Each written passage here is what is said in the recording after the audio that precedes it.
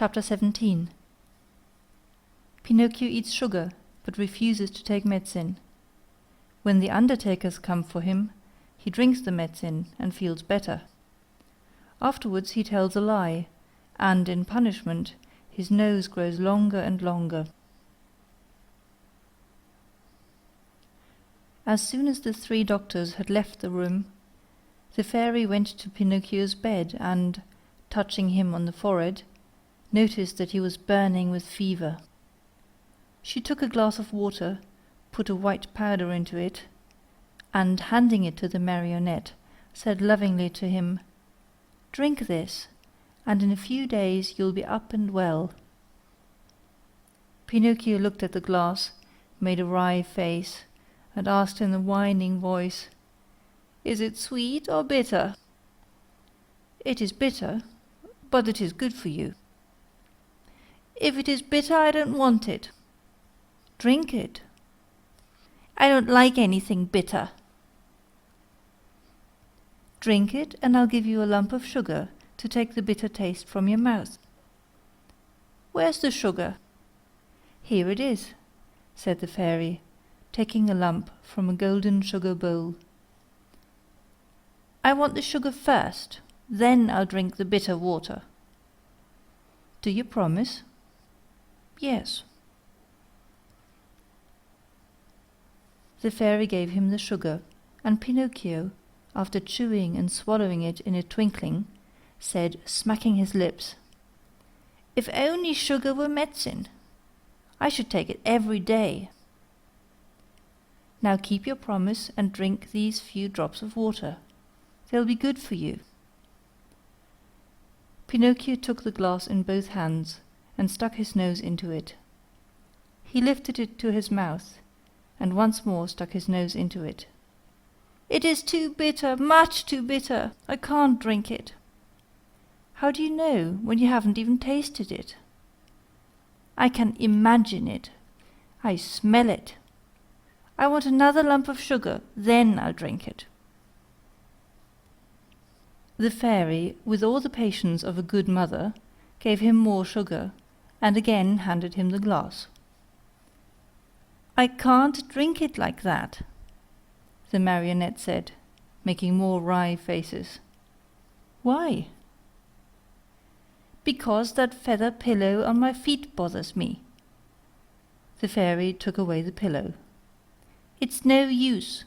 I can't drink it even now." "What's the matter now?" "I don't like the way that door looks. It's half open." The fairy closed the door. "I won't drink it!" cried Pinocchio, bursting out crying. "I won't drink this awful water! I won't! I won't! No, no, no, no!" "My boy, you'll be sorry." "I don't care." "You are very sick." "I don't care." "In a few hours the fever will take you far away to another world." "I don't care." "Aren't you afraid of death?" "Not a bit. I'd rather die than drink that awful medicine." At that moment the door of the room flew open, and in came 4 rabbits as black as ink, carrying a small black coffin on their shoulders. "What do you want from me?" asked Pinocchio. "We have come for you," said the largest rabbit. "For me? But I'm not dead yet." "No, not dead yet, but you will be in a few moments, since you have refused to take the medicine which would have made you well." "Oh, fairy, my fairy!" the marionette cried out. "Give me that glass, quick, please! I don't want to die! No, no, not yet, not yet!" And holding the glass with his 2 hands, he swallowed the medicine at one gulp. "Well," said the 4 rabbits, "this time we have made the trip for nothing." And turning on their heels, they marched solemnly out of the room, carrying their little black coffin and muttering and grumbling between their teeth. In a twinkling Pinocchio felt fine. With one leap he was out of bed and into his clothes. The fairy, seeing him run and jump around the room, gay as a bird on a wing, said to him, "My medicine was good for you after all, wasn't it?" "Good indeed! It has given me new life." "Why then did I have to beg you so hard to make you drink it?" "I'm a boy, you see, and all boys hate medicine more than they do sickness." "What a shame! Boys ought to know, after all, that medicine, taken in time, can save them from much pain, and even from death." "Next time I won't have to be begged so hard. I'll remember those black rabbits with the black coffin on their shoulders, and I'll take the glass and poof! Down it will go. Come here now, and tell me how it came about that you found yourself in the hands of the assassins." "It happened that Fire Eater gave me 5 gold pieces to give to my father, but on the way I met a fox and a cat, who asked me, 'Do you want the 5 pieces to become 2,000?' And I said, 'Yes.' And they said, 'Come with us to the Field of Wonders.' And I said, 'Let's go.' Then they said, 'Let us stop at the Inn of the Red Lobster for dinner, and after midnight we'll set out again.' We ate and went to sleep. When I awoke, they were gone, and I started out in the darkness all alone.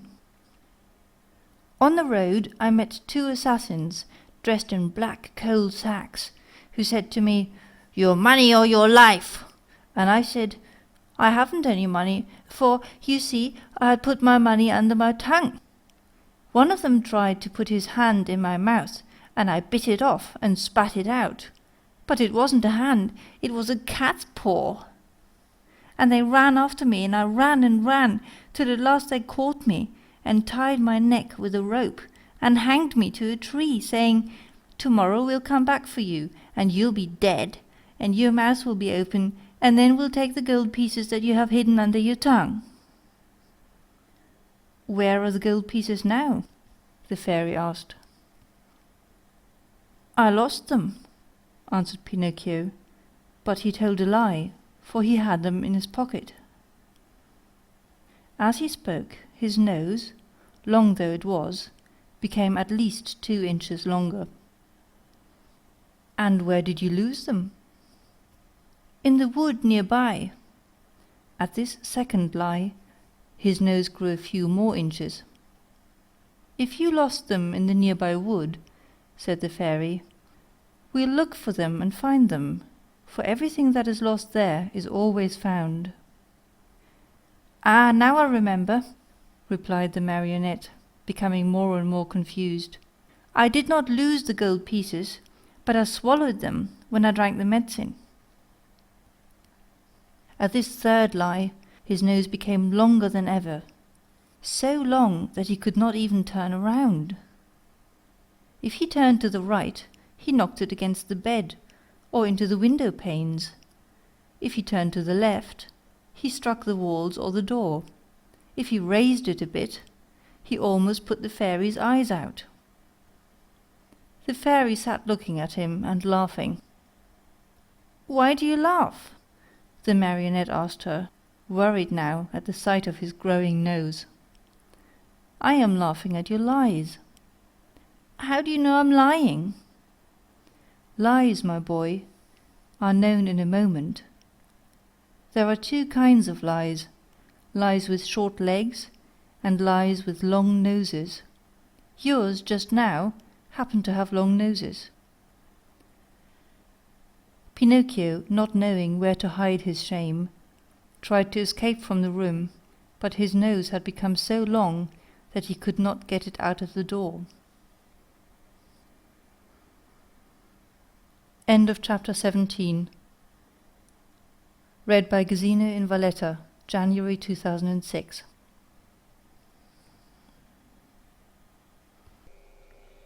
Chapter 18. Pinocchio finds the fox and the cat again, and goes with them to sow the gold pieces in the field of wonders. Crying as if his heart would break, the Marionette mourned for hours over the length of his nose. No matter how he tried, it would not go through the door.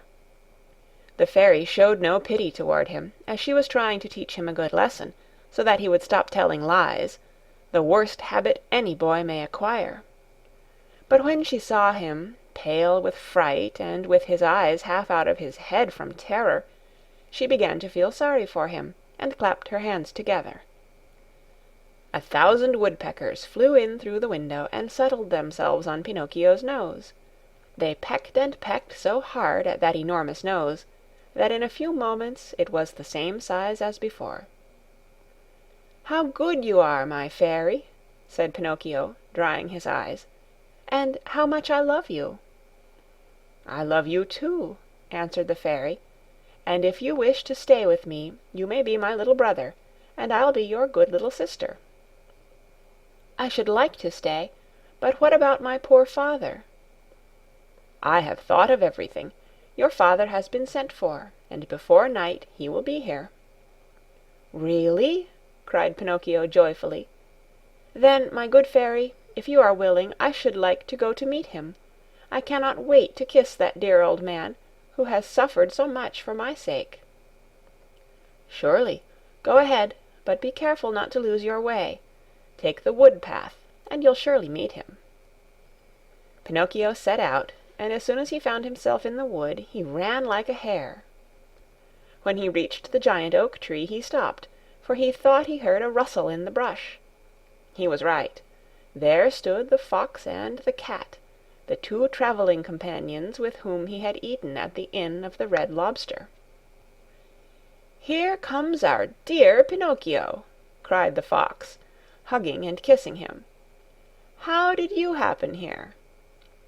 "How did you happen here?" repeated the cat. "It is a long story," said the Marionette. "Let me tell it to you.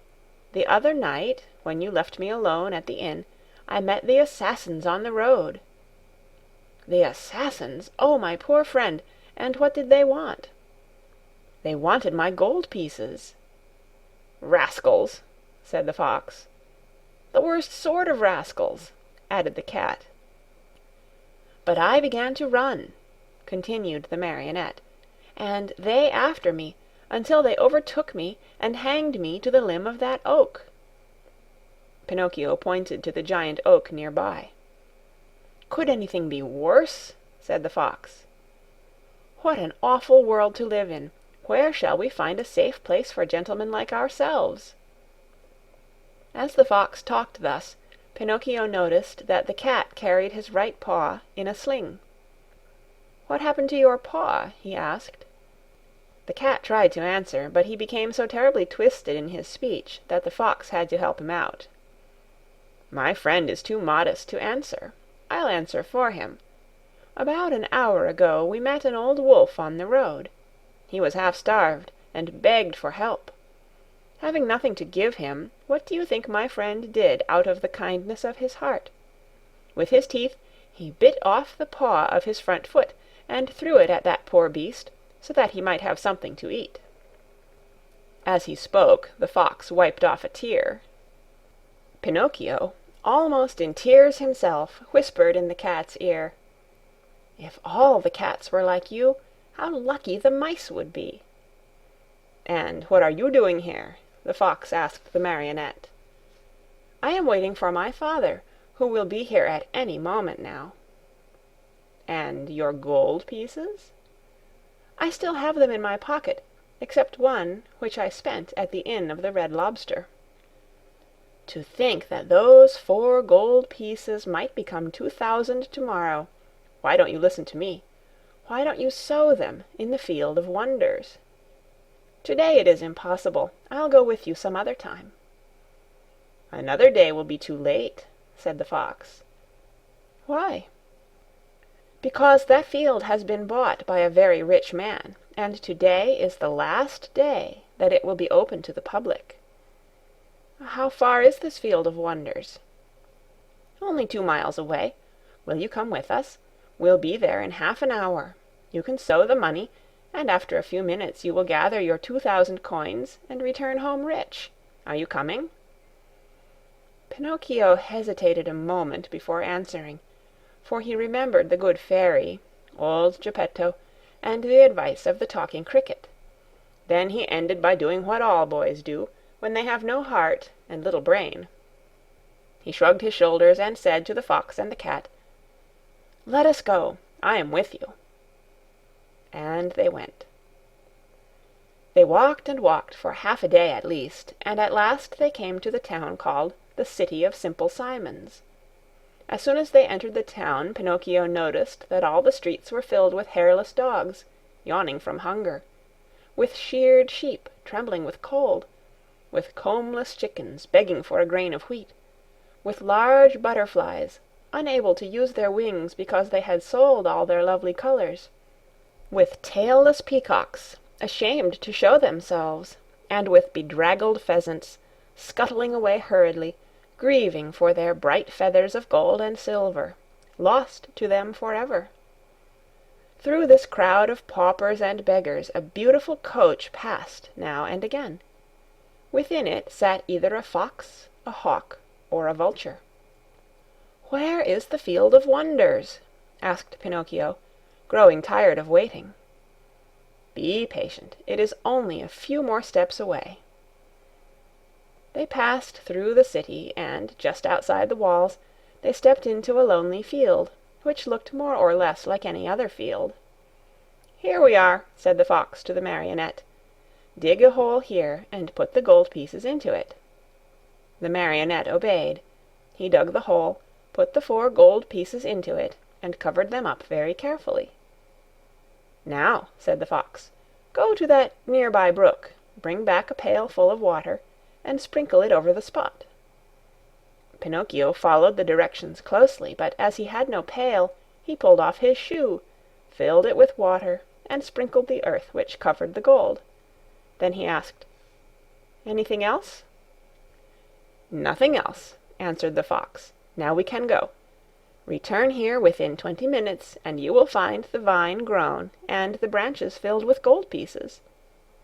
Pinocchio, beside himself with joy, thanked the fox and the cat many times, and promised them each a beautiful gift. "We don't want any of your gifts," answered the 2 rogues. "It is enough for us that we have helped you to become rich with little or no trouble. For this we are as happy as kings." They said good-bye to Pinocchio, and, wishing him good luck, went on their way. End of chapter 18. Read by Kara Schallenberg on April 2nd, 2006, in Oceanside, California.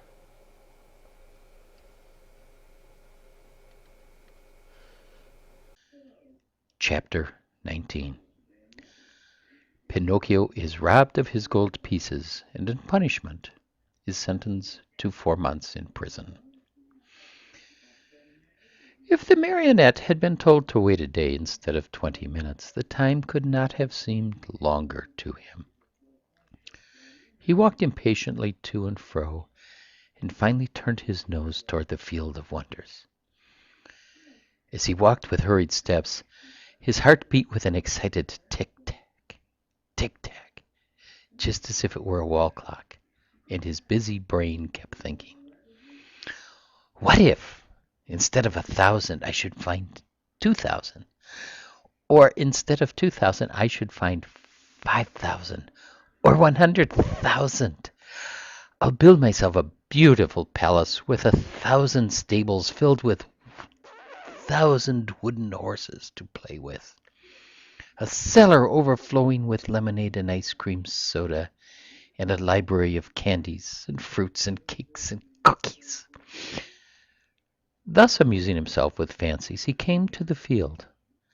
There he stopped to see if, by chance, a vine filled with gold coins was in sight, but he saw nothing. He took a few steps forward, and still nothing. He stepped onto the field. He went up to the place where he had dug the hole and buried the gold pieces. Again, nothing. Pinocchio became very thoughtful, and forgetting his good manners altogether, he pulled a hand out of his pocket and gave his head a thorough scratching. As he did so, he heard a hearty burst of laughter close to his head. He turned sharply, and there, just above him on the branch of a tree, sat a large parrot, busily preening his feathers. "What are you laughing at?" Pinocchio asked peevishly. "I'm laughing because in preening my feathers I tickled myself under the wings." The Marionette did not answer. He walked to the brook, filled his shoe with water, and once more sprinkled the ground which covered the gold pieces. Again, another burst of laughter, even more impertinent than the first, was heard in a quiet field. "Well," cried the Marionette angrily this time, "may I know, Mr. Parrot, what amuses you so?" "I'm laughing at those simpletons who believe everything they hear, and who allow themselves to be caught so easily in the traps set for them." "Do you perhaps mean me?" "I certainly do mean you, poor Pinocchio. You who are such a little silly as to believe that gold can be sown in a field just like beans and squash. I too believed that once, and today I'm very sorry for it. Today, but too late. I have reached the conclusion that in order to come by money honestly, one must work and know how to earn it with hand or brain." "I don't know what you're talking about," said the Marionette, who was beginning to tremble with fear. "Too bad. I'll explain myself better," said the Parrot. "While you were away in the city, the Fox and the Cat returned here in a great hurry. They took the 4 gold pieces which you had buried and ran away as fast as the wind. If you can catch them, you're a brave one." Pinocchio's mouth opened wide. He would not believe the Parrot's words and began to dig furiously at the earth. He dug and he dug it till the hole was as big as himself, but no money was there. Every penny was gone. In desperation, he ran to the city and went straight to the courthouse to report the robbery to the magistrate. The judge was a monkey, a large gorilla, venerable with age. A flowing white beard covered his chest, and he wore gold-rimmed spectacles from which the glasses had dropped out. The reason for wearing these, he said, was that his eyes had been weakened by the work of many years. Pinocchio, standing before him, told his pitiful tale word by word. He gave the names and descriptions of the robbers and begged for justice. The judge listened to him with great patience. A kind look shone in his eyes. He became very much interested in the story. He felt moved. He almost wept. When the Marionette had no more to say, the judge put out his hand and rang a bell. At the sound, 2 large mastiffs appeared wearing carbineers' uniforms.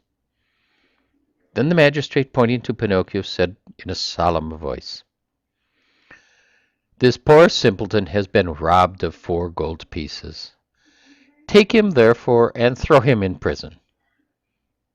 The Marionette, on hearing this sentence passed on him, was thoroughly stunned. He tried to protest, but the 2 officers clapped their paws on his mouth and hustled him away to jail. There he had to remain for 4 long, weary months. And if it had not been for a very lucky chance, he probably would have stayed there longer.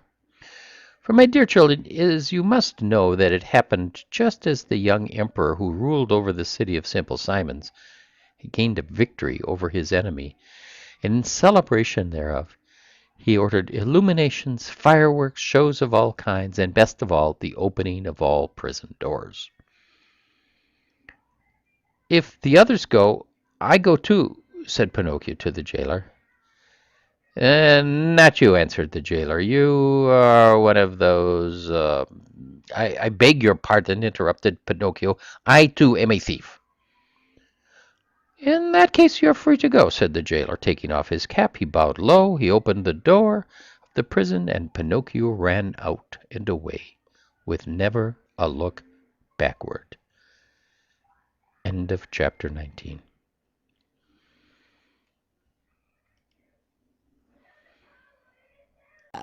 Chapter 20. Freed from prison, Pinocchio sets out to return to the fairy, but on the way he meets a serpent and later is caught in a trap. Fancy the happiness of Pinocchio on finding himself free. Without saying yes or no, he fled from the city and set out on the road that was to take him back to the house of the lovely fairy. It had rained for many days, and the road was so muddy that, at times, Pinocchio sank down almost to his knees, but he kept on bravely. Tormented by the wish to see his father and his fairy sister with azure hair, he raced like a greyhound. As he ran, he was splashed with mud, even up to his cap. "How unhappy I have been," he said to himself, "and yet I deserve everything, for I am certainly very stubborn and stupid. I will always have my own way. I won't listen to those who love me and who have more brains than I. But from now on I'll be different, and I'll try to become a most obedient boy. I have found out, beyond any doubt whatsoever, that disobedient boys are certainly far from happy, and that, in the long run, they always lose out. I wonder if father is waiting for me. Will I find him at the fairy's house? It is so long, poor man, since I have seen him, and I do so want his love and his kisses.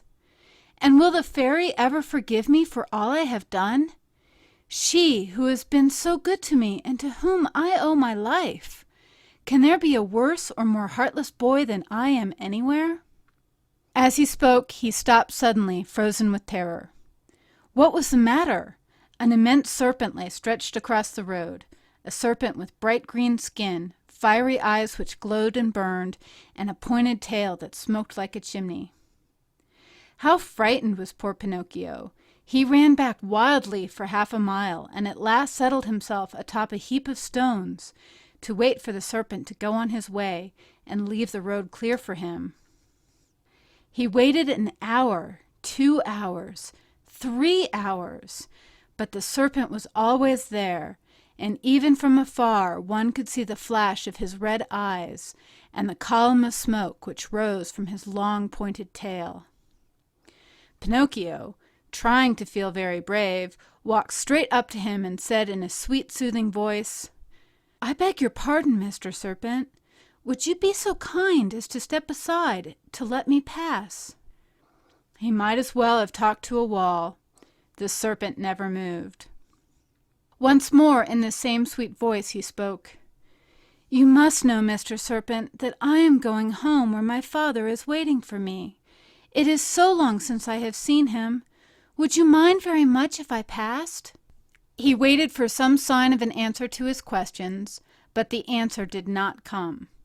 On the contrary, the green serpent, who had seemed, until then, wide awake and full of life, became suddenly very quiet and still. His eyes closed and his tail stopped smoking. "Is he dead, I wonder?" said Pinocchio, rubbing his hands together happily. Without a moment's hesitation he started to step over him, but he had just raised one leg when the serpent shot up like a spring and the marionette fell head over heels backward. He fell so awkwardly that his head stuck in the mud, and there he stood with his legs straight up in the air. At the sight of the marionette kicking and squirming like a young whirlwind, the serpent laughed so heartily and so long that at last he burst an artery and died on the spot.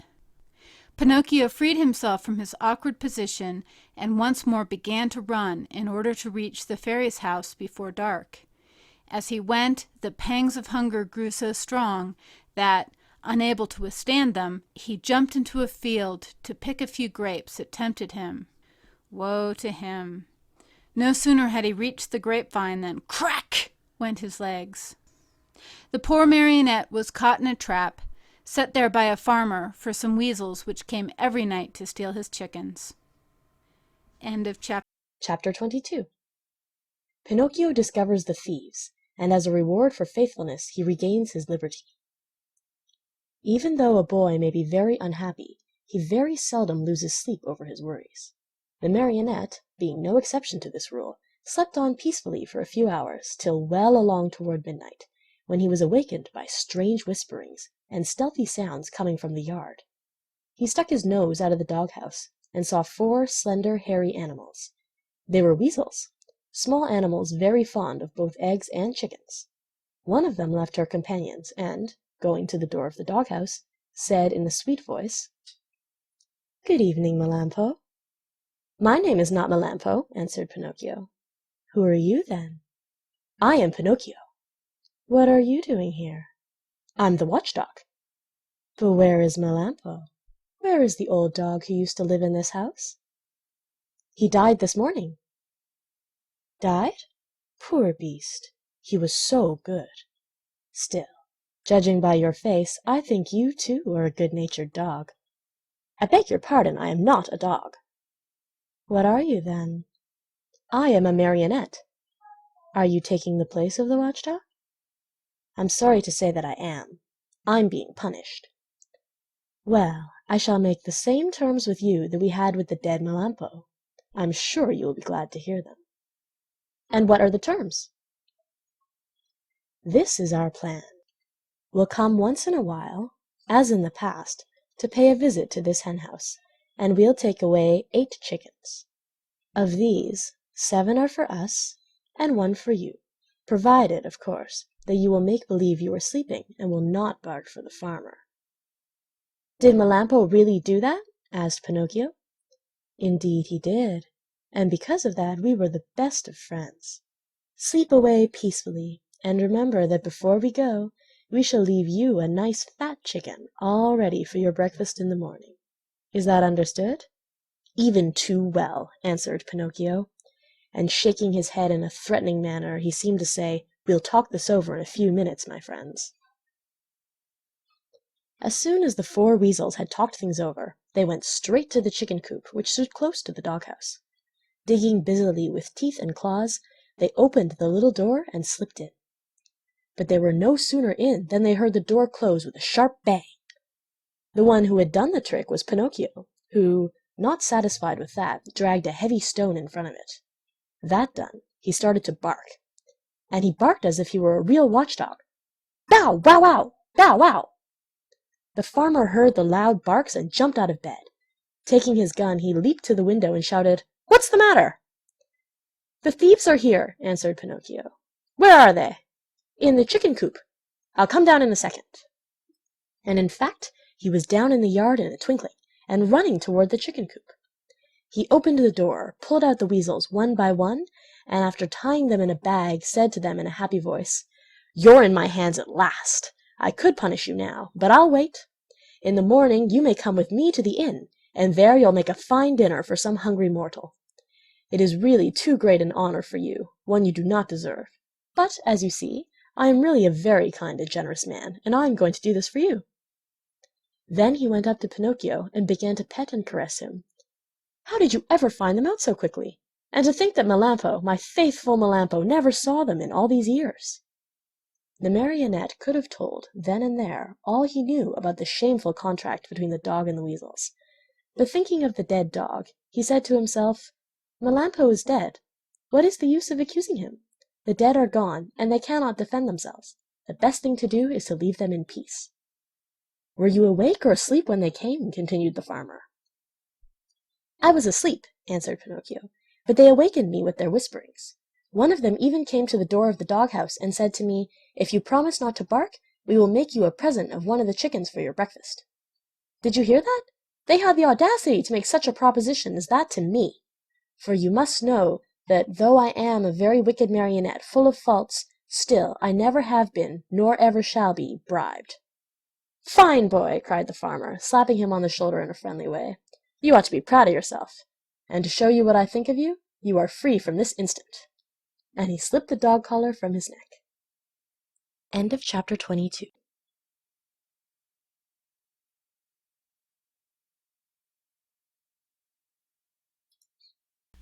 Chapter 23. Pinocchio weeps upon learning that the lovely maiden with azure hair is dead. He meets a pigeon who carries him to the seashore. He throws himself into the sea to go to the aid of his father. As soon as Pinocchio no longer felt the shameful weight of the dog collar around his neck, he started to run across the fields and meadows, and never stopped till he came to the main road that was to take him to the fairy's house. When he reached it, he looked into the valley far below him, and there he saw the wood where unluckily he had met the fox and the cat, and the tall oak tree where he had been hanged. And though he searched far and near, he could not see the house where the fairy with the azure hair lived.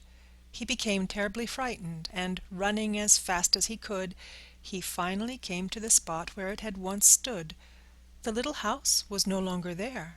In its place lay a small marble slab, which bore this sad inscription: "Here lies the lovely fairy with azure hair, who died of grief when abandoned by her little brother Pinocchio." The poor Marionette was heartbroken at reading these words. He fell to the ground, and covering the cold marble with kisses, burst into bitter tears. He cried all night, and dawn found him still there, though his tears had dried, and only hard, dry sobs shook his wooden frame. But these were so loud that they could be heard by the faraway hills. As he sobbed, he said to himself, "Oh, my fairy, my dear, dear fairy, why did you die? Why did I not die, who am so bad, instead of you, who are so good? And my father, where can he be? Please, dear fairy, tell me where he is, and I shall never, never leave him again. You are not really dead, are you? If you love me, you will come back, alive as before. Don't you feel sorry for me? I'm so lonely. If the two assassins come, they'll hang me again from the giant oak tree, and I will really die this time. What shall I do alone in the world, now that you are dead and my father is lost? Where shall I eat? Where shall I sleep? Who will make my new clothes? Oh, I want to die. Yes, I want to die. Oh, oh, oh." Poor Pinocchio! He even tried to tear his hair, but as it was only painted on his wooden head, he could not even pull it. Just then a large pigeon flew far above him. Seeing the Marionette, he cried to him, "Tell me, little boy, what are you doing down there?" "Can't you see? I'm crying," cried Pinocchio, lifting his head toward the voice and rubbing his eyes with his sleeve. "Tell me," asked the pigeon, "do you by chance know of a Marionette, Pinocchio by name?" "Pinocchio? Did you say Pinocchio?" replied the Marionette, jumping to his feet. "Why, I am Pinocchio!" At this answer the pigeon flew swiftly down to the earth. He was much larger than a turkey. "Then you know Geppetto also?" "Do I know him? He's my father, my poor dear father. Has he perhaps spoken to you of me? Will you take me to him? Is he still alive? Answer me, please. Is he still alive?" "I left him 3 days ago on the shore of a large sea." "What was he doing?" "He was building a little boat with which to cross the ocean. For the last 4 months that poor man has been wandering around Europe looking for you. Not having found you yet, he has made up his mind to look for you in the New World, far across the ocean." "How far is it from here to the shore?" asked Pinocchio anxiously. "More than 50 miles." 50 miles! Oh, dear pigeon, how I wish I had your wings. If you want to come, I'll take you with me." "How?" "Astride my back. Are you very heavy?" "Heavy? Not at all. I'm only a feather." "Very well." Saying nothing more, Pinocchio jumped on the pigeon's back, and, as he settled himself, he cried out gaily, gallop on, my pretty steed. I am in a great hurry." The pigeon flew away, and in a few minutes he had reached the clouds. The Marionette looked to see what was below him. His head swam, and he was so frightened that he clutched wildly at the pigeon's neck to keep himself from falling. They flew all day. Toward evening the pigeon said, "I'm very thirsty." "And I'm very hungry," said Pinocchio. "Let us stop a few minutes at that pigeon coop down there. Then we can go on and be at the seashore in the morning." They went into the empty coop, and there they found nothing but a bowl of water and a small basket filled with chickpeas. The Marionette had always hated chickpeas. According to him, they had always made him sick. But that night he ate them with a relish. As he finished them, he turned to the pigeon and said, "I never should have thought that chickpeas could be so good." "You must remember, my boy," answered the pigeon, "that hunger is the best sauce." After resting a few minutes longer, they set out again. The next morning they were at the seashore. Pinocchio jumped off the pigeon's back, and the pigeon, not wanting any thanks for a kind deed, flew away swiftly and disappeared. The shore was full of people, shrieking and tearing their hair as they looked toward the sea. "What has happened?" asked Pinocchio of a little old woman. "A poor old father lost his only son some time ago, and today he built a tiny boat for himself in order to go in search of him across the ocean. The water is very rough, and we're afraid he will be drowned." "Where is the little boat?" "There, straight down there," answered the little old woman, pointing to a tiny shadow no bigger than a nutshell floating on the sea. Pinocchio looked closely for a few minutes and then gave a sharp cry, "It's my father! It's my father!" Meanwhile the little boat, tossed about by the hungry waters, appeared and disappeared in the waves, and Pinocchio, standing on a high rock, tired out with searching, waved to him with hand and cap and even with his nose. It looked as if Geppetto, though far away from the shore, recognized his son, for he took off his cap and waved also. He seemed to be trying to make everyone understand that he would come back if he were able, but the sea was so heavy that he could do nothing with his oars. Suddenly a huge wave came, and the boat disappeared. They waited and waited for it, but it was gone. "Poor man," said the fisher folk on the shore, whispering a prayer as they turned to go home. Just then a desperate cry was heard. Turning around, the fisher folk saw Pinocchio dive into the sea, and heard him cry out, "I'll save him! I'll save my father!" The Marionette, being made of wood, floated easily along and swam like a fish in the rough water. Now and again he disappeared, only to reappear once more. In a twinkling he was far away from land. At last he was completely lost to view. "Poor boy!" cried the fisher folk on the shore, and again they mumbled a few prayers as they returned home. End of chapter 23.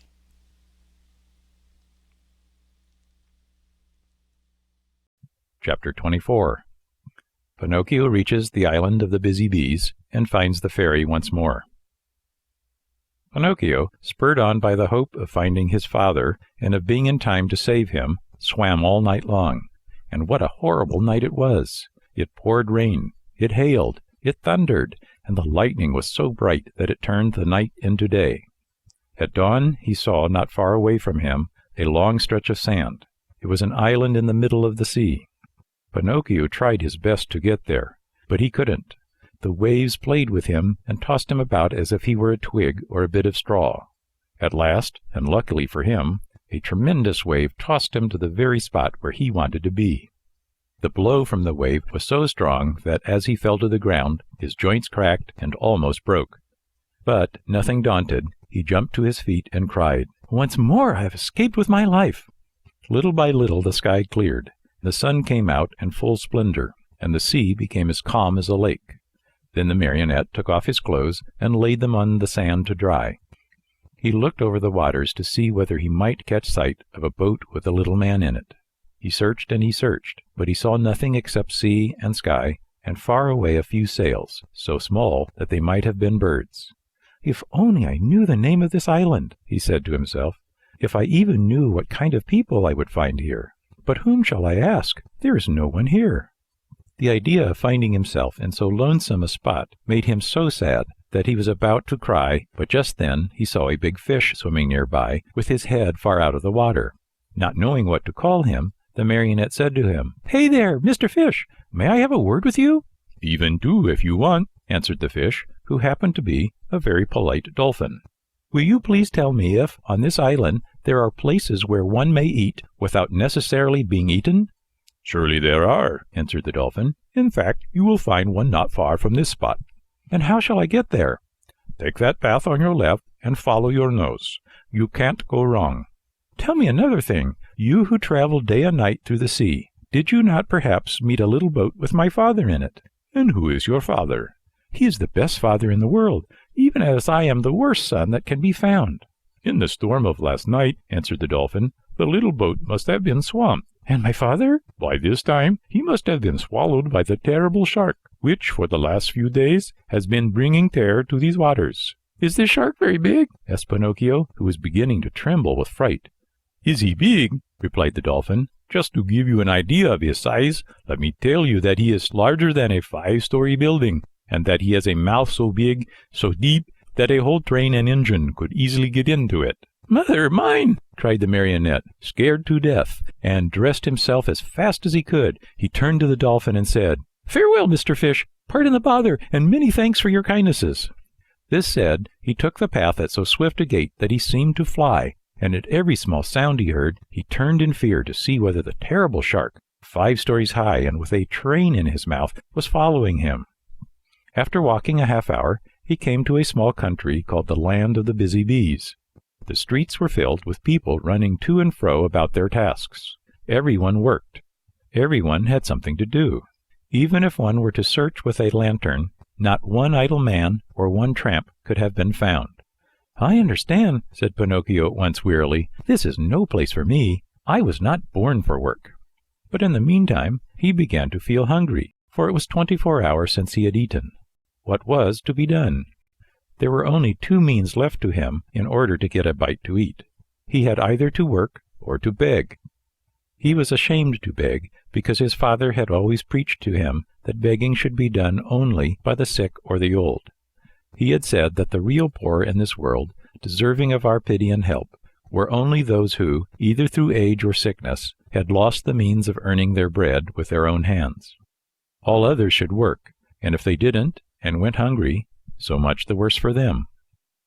Just then a man passed by, worn out and wet with perspiration, pulling with difficulty 2 heavy carts filled with coal. Pinocchio looked at him, and judging him by his looks to be a kind man, said to him, with eyes downcast in shame, "Will you be so good as to give me a penny, for I am faint with hunger?" "Not only 1 penny," answered the coal man. "I'll give you 4 if you will help me pull these 2 wagons." "I am surprised," answered the Marionette, very much offended. "I wish you to know that I have never been a donkey, nor have I ever pulled a wagon." "So much the better for you," answered the coal man. "Then, my boy, if you are really faint with hunger, eat 2 slices of your pride, and I hope they don't give you indigestion." A few minutes after, a bricklayer passed by, carrying a pail full of plaster on his shoulder. "Good man, will you be kind enough to give a penny to a poor boy who is yawning from hunger?" "Gladly," answered the bricklayer. "Come with me and carry some plaster, and instead of 1 penny, I'll give you 5. "But the plaster is heavy," answered Pinocchio, "and the work is too hard for me." "Well, if the work is too hard for you, my boy, enjoy your yawns, and may they bring you luck." In less than half an hour, at least 20 people passed by, and Pinocchio begged of each one. But they all answered, "Aren't you ashamed? Instead of being a beggar in the streets, why don't you look for work and earn your own bread?" Finally, a little woman went by carrying 2 jugs of water. "Good woman, will you allow me to have a drink from one of your jugs?" asked Pinocchio, who was burning up with thirst. "With pleasure, my boy," she answered, setting the 2 jugs on the ground before him. When Pinocchio had had his fill, he grumbled as he wiped his mouth. "My thirst is gone, If I could only as easily get rid of my hunger." On hearing these words, the good little woman immediately said, "If you will help me carry these jugs home, I'll give you a slice of bread." Pinocchio looked at the jug and said neither yes nor no. "And with the bread, I'll give you a nice dish of cauliflower with white sauce on it." Pinocchio gave the jug another look and said neither yes nor no. "And after the cauliflower, some cake and jam." At this last bribery, Pinocchio could no longer resist and said firmly, "Very well, I will take the jug home for you." The jug was very heavy, and the marionette, not being strong enough to carry it with his hands, had to put it on his head. When they arrived home, the little woman made Pinocchio sit down at a small table and placed before him the bread, the cauliflower, and the cake. Pinocchio did not eat. He devoured. His stomach seemed a bottomless pit. His hunger finally appeased, he raised his head to thank his kind benefactress. But he had not looked at her long when he gave a cry of surprise and sat there with his eyes wide open, his fork in the air, and his mouth filled with bread and cauliflower. "Why all this surprise?" asked the good woman, laughing. "Because," answered Pinocchio, stammering and stuttering, "because you look like, you remind me of, yes, the same voice, the same eyes, the same hair, yes. You have also the same azure hair she had. Oh, my little fairy, tell me that it is you. Don't make me cry any longer. If you only knew, I have cried so much, I have suffered so." And Pinocchio threw himself on the floor and clasped the knees of the mysterious little woman. End of chapter 24. Chapter 25. Pinocchio promises the fairy to be good and to study, as he is growing tired of being a marionette and wishes to become a real boy. If Pinocchio cried much longer, the little woman thought he would melt away, so she finally admitted that she was the little fairy with azure hair. "You are a rascal of a marionette. How did you know it was I?" she asked, laughing. "My love for you told me who you were. Do you remember? You left me when I was a little girl, and now you find me a grown woman. I am so old I could almost be your mother. I am very glad of that, for then I can call you mother instead of sister.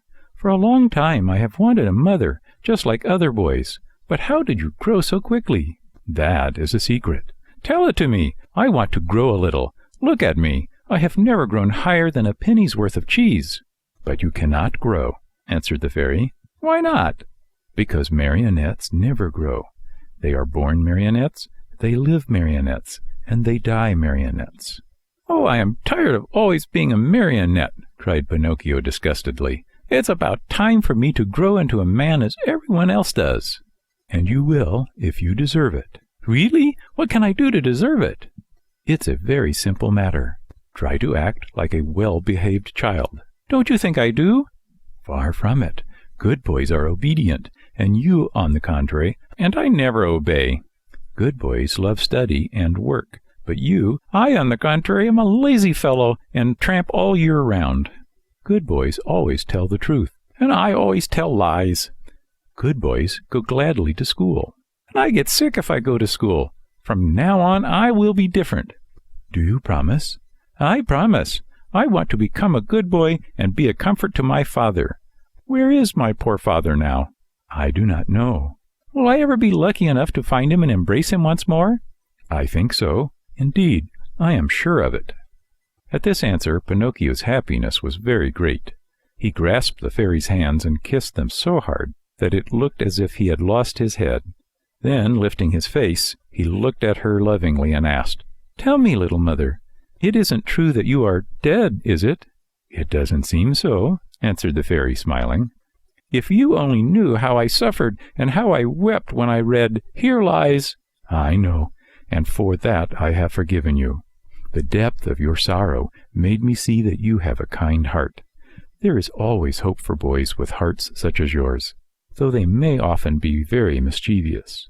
This is the reason why I have come so far to look for you. From now on, I'll be your own little mother." "Oh, how lovely!" cried Pinocchio, jumping with joy. "You will obey me always and do as I wish?" "Gladly, very gladly, more than gladly." "Beginning tomorrow," said the fairy, "you'll go to school every day." Pinocchio's face fell a little. "Then you will choose the trade you like best." Pinocchio became more serious. "What are you mumbling to yourself?" asked the fairy. "I was just saying," whined the marionette in a whisper, "that it seems too late for me to go to school now." "No, indeed. Remember, it is never too late to learn." "But I don't want either trade or profession." "Why?" "Because work wearies me." "My dear boy," said the fairy, "people who speak as you do usually end their days either in a prison or in a hospital. A man, remember, whether rich or poor, should do something in this world. No one can find happiness without work. Woe betide the lazy fellow. Laziness is a serious illness, and one must cure it immediately. Yes, even from early childhood. If not, it will kill you in the end."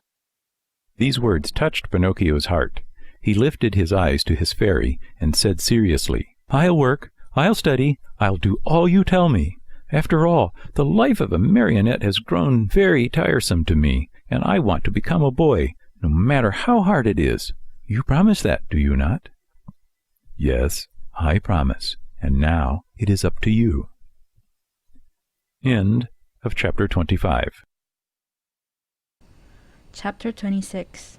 Pinocchio goes to the seashore with his friends to see the terrible shark. In the morning, bright and early, Pinocchio started for school. Imagine what the boys said when they saw a marionette enter the classroom. They laughed until they cried. Everyone played tricks on him. One pulled his hat off, another tugged at his coat, a third tried to paint a mustache under his nose. One even attempted to tie strings to his feet and his hands to make him dance. For a while, Pinocchio was very calm and quiet. Finally, however, he lost all patience, and turning to his tormentors, he said to them threateningly, "Careful, boys, I haven't come here to be made fun of. I'll respect you, and I want you to respect me." "Hurrah for Dr. Know-all! You have spoken like a printed book," howled the boys, bursting with laughter. One of them, more impudent than the rest, put out his hand to pull the marionette's nose. But he was not quick enough, for Pinocchio stretched his leg under the table and kicked him hard on the shin. "Oh, what hard feet!" cried the boy, rubbing the spot where the marionette had kicked him. "And what elbows! They are even harder than the feet!" shouted another one, who, because of some other trick, had received a blow in the stomach. With that kick and that blow, Pinocchio gained everybody's favor. Everyone admired him, danced attendance upon him, petted and caressed him. As the days passed into weeks, even the teacher praised him, for he saw him attentive, hard-working, and wide awake, always the first to come in the morning and the last to leave when school was over. Pinocchio's only fault was that he had too many friends. Among these were many well-known rascals who cared not a jot for study or for success. The teacher warned him each day, and even the good fairy repeated to him many times, "Take care, Pinocchio. Those bad companions will sooner or later make you lose your love for study. Some day they will lead you astray." "There's no such danger," answered the marionette, shrugging his shoulders and pointing to his forehead as if to say, "I'm too wise." So it happened that one day, as he was walking to school, he met some boys who ran up to him and said, "Have you heard the news?" "No." "A shark as big as a mountain has been seen near the shore." "Really? I wonder if it could be the same one I heard of when my father was drowned." "We are going to see it. Are you coming?" "No, not I. I must go to school." "What do you care about school? You can go there tomorrow. With a lesson more or less, we are always the same donkeys." "And what will the teacher say?" "Let him talk. He is paid to grumble all day long." "And my mother?" "Mothers don't know anything," answered those scamps. "Do you know what I'll do?" said Pinocchio. "For certain reasons of mine, I too want to see that shark, but I'll go after school. I can see him then as well as now." "Poor simpleton," cried one of the boys. "Do you think that a fish of that size will stand there waiting for you? He turns and off he goes, and no one will ever be the wiser." "How long does it take from here to the shore?" asked the marionette. 1 hour there and back." "Very well then, let's see who gets there first," cried Pinocchio. At the signal, the little troop with books under their arms dashed across the fields. Pinocchio led the way, running as if on wings, the others following as fast as they could. Now and again, he looked back, and, seeing his followers hot and tired, and with tongues hanging out, he laughed out heartily. Unhappy boy! If he had only known then the dreadful things that were to happen to him on account of his disobedience. End of chapter 26. Chapter 27. The great battle between Pinocchio and his playmates. One is wounded. Pinocchio is arrested. Going like the wind, Pinocchio took but a very short time to reach the shore. He glanced all about him, but there was no sign of a shark. The sea was as smooth as glass. "Hey there, boys, where's that shark?" he asked, turning to his playmates. "He may have gone for his breakfast," said one of them, laughing. "Or perhaps he went to bed for a little nap," said another, laughing also. From the answers and the laughter which followed them, Pinocchio understood that the boys had played a trick on him. "What now?" he said angrily to them. "What's the joke?" "Oh, the joke's on you," cried his tormentors, laughing more heartily than ever and dancing gaily around the marionette. "And that is, that we have made you stay out of school to come with us. Aren't you ashamed of being such a goody-goody and of studying so hard? You never have a bit of enjoyment. And what is it to you if I do study? What does the teacher think of us, you mean? Why, don't you see, if you study and we don't, we pay for it. After all, it's only fair to look out for ourselves. What do you want me to do? Hate school and books and teachers, as we all do. They are your worst enemies, you know, and they like to make you as unhappy as they can. And if I go on studying, what will you do to me? You'll pay for it." "Really, you amuse me," answered the marionette, nodding his head. "Hey, Pinocchio," cried the tallest of them all, "that will do. We are tired of hearing you bragging about yourself, you little turkey cock. You may not be afraid of us, but remember, we are not afraid of you either. You are alone, you know, and we are 7. "Like 7 sins," said Pinocchio, still laughing. "Did you hear that? He has insulted us all. He called us sins. Pinocchio, apologize for that, or look out." "Cuckoo," said the marionette, mocking them with his thumb to his nose. "You'll be sorry. Cuckoo. We'll whip you soundly. Cuckoo. You'll go home with a broken nose. Cuckoo. Very well then, take that, and keep it for your supper," called out the boldest of his tormentors. And with the words, he gave Pinocchio a terrible blow on the head. Pinocchio answered with another blow, and that was the signal for the beginning of the fray. In a few moments, the fight raged hot and heavy on both sides. Pinocchio, although alone, defended himself bravely.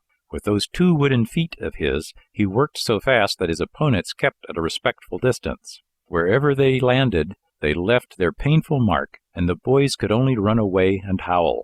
Enraged at not being able to fight the marionette at close quarters, they started to throw all kinds of books at him. Readers, geographies, histories, grammars flew in all directions. But Pinocchio was keen of eye and swift of movement, and the books only passed over his head, landed in the sea, and disappeared. The fish, thinking they might be good to eat, came to the top of the water in great numbers. Some took a nibble, some took a bite, but no sooner had they tasted a page or two than they spat them out with a wry face, as if to say, "What a horrible taste! Our own food is so much better." Meanwhile the battle waxed more and more furiously. At the noise, a large crab crawled slowly out of the water, and, with a voice that sounded like a trombone suffering from a cold, he cried out, "Stop fighting, you rascals! These battles between you boys rarely end well. Trouble is sure to come to you." Poor crab! He might as well have spoken to the wind. Instead of listening to his good advice, Pinocchio turned to him and said as roughly as he knew how, "Keep quiet, ugly crab. It would be better for you to chew a few cough drops to get rid of that cold you have. Go to bed and sleep. You will feel better in the morning." In the meantime, the boys, having used all their books, looked around for new ammunition. Seeing Pinocchio's bundle lying idly nearby, they somehow managed to get hold of it. One of the books was a very large volume, an arithmetic text, heavily bound in leather. It was Pinocchio's pride. Among all his books, he liked that one the best. Thinking it would make a fine missile, one of the boys took hold of it and threw it with all his strength at Pinocchio's head. But instead of hitting the marionette, the book struck one of the other boys, who, as pale as a ghost, cried out faintly, "Oh, mother, help! I'm dying," and fell senseless to the ground. At the sight of that little pale corpse, the boys were so frightened that they turned tail and ran. In a few moments, all had disappeared. All except Pinocchio. Although scared to death by the horror of what had been done, he ran to the sea and soaked his handkerchief in the cool water, and with it bathed the head of his poor little schoolmate. Sobbing bitterly, he cried to him, saying, "Eugene, poor Eugene, open your eyes and look at me. Why don't you answer? I was not the one who hit you, you know. Believe me, I didn't do it. Open your eyes, Eugene. If you keep them shut, I'll die too. Oh, dear me, how shall I ever go home now? How shall I ever look at my little mother again? What will happen to me? Where shall I go? Where shall I hide? Oh, how much better it would have been, 1,000 times better, if only I had gone to school. Why did I listen to those boys?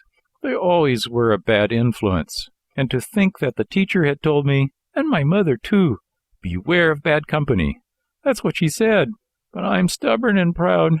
I listen, but always I do as I wish, and then I pay. I've never had a moment's peace since I've been born. Oh, dear, what will become of me? What will become of me?" Pinocchio went on crying and moaning and beating his head.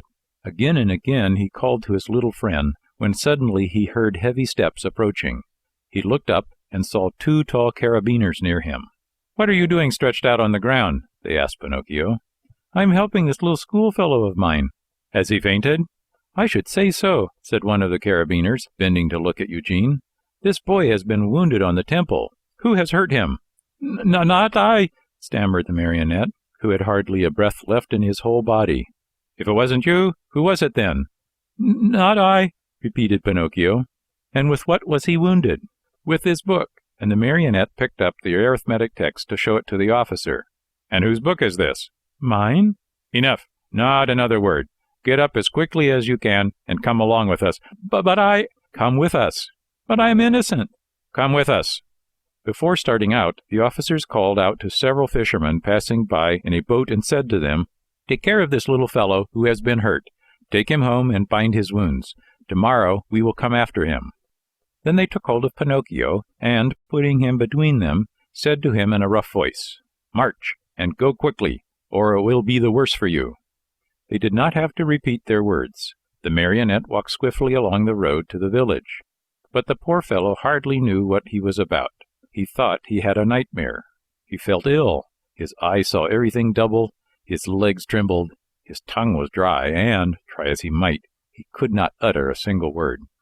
Yet, in spite of this numbness of feeling, he suffered keenly at the thought of passing under the windows of his good little fairy's house.